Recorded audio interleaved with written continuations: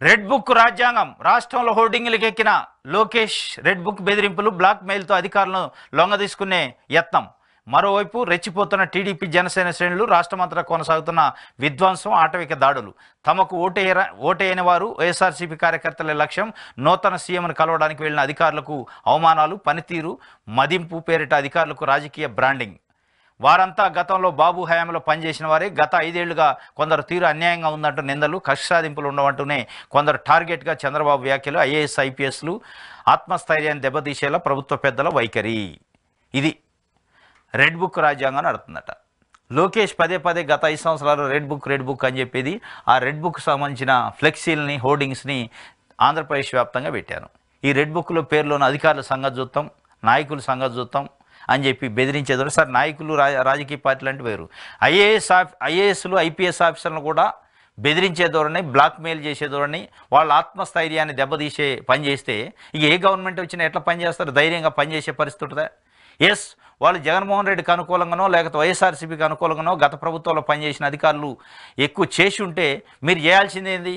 ఇట్లాంటి రెడ్ బుక్లు, హోర్డింగ్లుగా చేయాల్సింది. లేదా సోషల్ మీడియాలో ట్రోలింగ్స్ కాదు, లేదా మీ అంతు చూస్తామని కాదు, లేదా ముఖ్యమంత్రిని కలవటానికి వస్తే అపాయింట్మెంట్ ఇవ్వకుండా అవమానించడం కాదు చేయాల్సింది.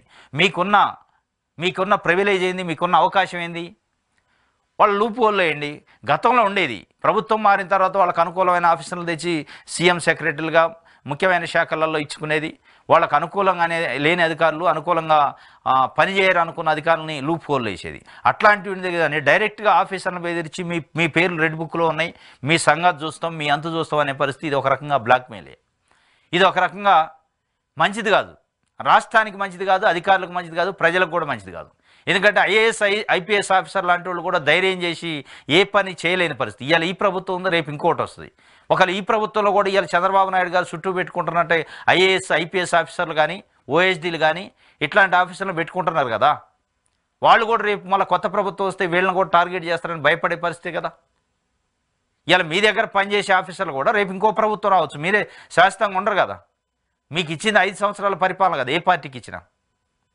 మళ్ళీ 5 సంవత్సరాల తర్వాత ఎలక్షన్స్ వస్తాయి, ఎలక్షన్స్లో ఓడవచ్చు, గెలవచ్చు మీరు. కానీ మరి మీ దగ్గర పనిచేసే ఆఫీసర్లు కూడా అదే పరిస్థితి కదా. 2014 నుంచి 19 మధ్యలో కూడా మీ దగ్గర ఐఏఎస్లు ఐపీఎస్లు పనిచేశారు.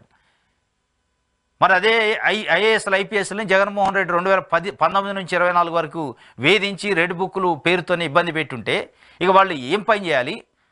ఒక ఐఏఎస్ ఆఫీసర్ లాంటి వాళ్ళు కూడా రాజకీయ నాయకులకు భయపడే పరిస్థితి వస్తే, ఐపీఎస్ ఆఫీసర్లు కూడా రాజకీయ నాయకులకు భయపడే పరిస్థితి వస్తే ప్రజలకు ఎట్లా న్యాయం జరిగింది? చట్టాన్ని ఎవరు అమలు చేస్తారు? రాజ్యాంగాన్ని ఎవరు అమలు చేస్తారు? కాబట్టి ఇది చంద్రబాబు నాయుడు గారు 74 సంవత్సరాల వయసులో ముఖ్యమంత్రి అయిన సీనియర్ నాయకుడు, విజన్ ఉన్న నాయకుడు అని పదే చెప్పుకుంటారు కదా. మీరు ఇట్లాంటి పని చేయకూడదు. ఎస్, ఐఏఎస్ ఆఫీసర్లు ఐపీఎస్ ఆఫీసర్లు కలవటానికి మర్యాదపూర్వకంగా వస్తే మీకు వాళ్ళ మీద చెడు అభిప్రాయం ఉండొచ్చు, మీరు వాళ్ళని పని చేయొచ్చు, మీకు అవకాశం ఉంది, లూప్ హోల్ వేయచ్చు, పక్కన పెట్టచ్చు, పోస్టింగ్ ఇవ్వకుండా ఉండొచ్చు, రకరకాలు ఉన్నాయి.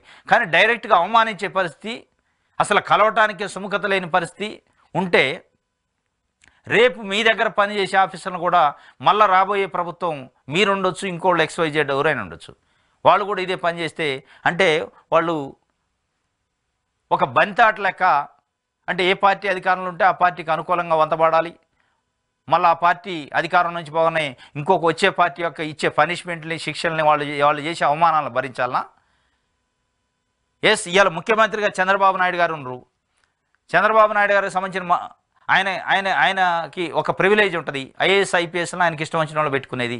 ఆయన దగ్గర 5 సంవత్సరాలు పనిచేస్తారు, ఆయన చెప్పింది వింటారు. సరే, ఆయనకు అనుకూలంగా ప్రభుత్వం చెప్పిన ఆదేశాలను పాటిస్తారు. పాటించినంత మాత్రంలో చంద్రబాబు నాయుడు గారి దగ్గర పనిచేసినావు కాబట్టి నువ్వు ఇగో నిన్ను అవమానిస్తాం, నీ ఆత్మస్థైర్యాన్ని దెబ్బ కొడతాం, నీ పైన ఫ్లెక్సీలు వేస్తాం అని చెప్పి ఇంకొక భవిష్యత్తులో రాబోయే ప్రభుత్వం అంటే మరి ఎట్లా పనిచేయాలి అధికారులు? కాబట్టి ఈ రెడ్ బుక్ రాజ్యాంగం ఇది కరెక్ట్ అయితే కాదు. దీన్ని తప్పనిసరిగా ప్రజాస్వామ్యవాదులు ఖండించాలి. ఉండొచ్చు, మీకు ప్రివిలేజ్ ఉంది, మీకు అధికారం ఇచ్చారు, పని చేయాలి. మీకు అధికారం ఇచ్చింది కక్ష సాధింపుల కోసం. ఏ అధికారి ఎట్ట చేసిండు 5 సంవత్సరాల్లో మాకు గౌరవం ఇవ్వలేదు, వాళ్ళని వేధించాలని కాదు. ప్రజలకు ఏం చేశారు, ప్రజలకు ఏం చేయబోతున్నారు అనేది చూడండి. మీ గౌరవాలు, మీ ప్రతిష్టలు, మీ పరువులు, మీ పేరు ప్రతిష్టలు, మీ ప్రెస్టేజీ, మీ ఈగోల కోసం కాదు ప్రజల అధికారం ఇచ్చింది. మీ ఈగోలను తీర్చుకోవడానికి, మీ పరువు ప్రతిష్టను కాపాడుకోవడానికి, మీ గౌరవం కాపాడుకోవడానికి, మీ గతంలో జరిగిన అగౌరవాన్ని, మీ గతంలో జరిగిన అవమానాలను కక్ష తీర్చుకోవడానికి కాదు అధికారం ఇచ్చింది.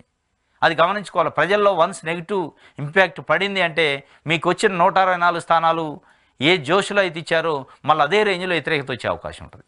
అది గమనించుకోవాలి.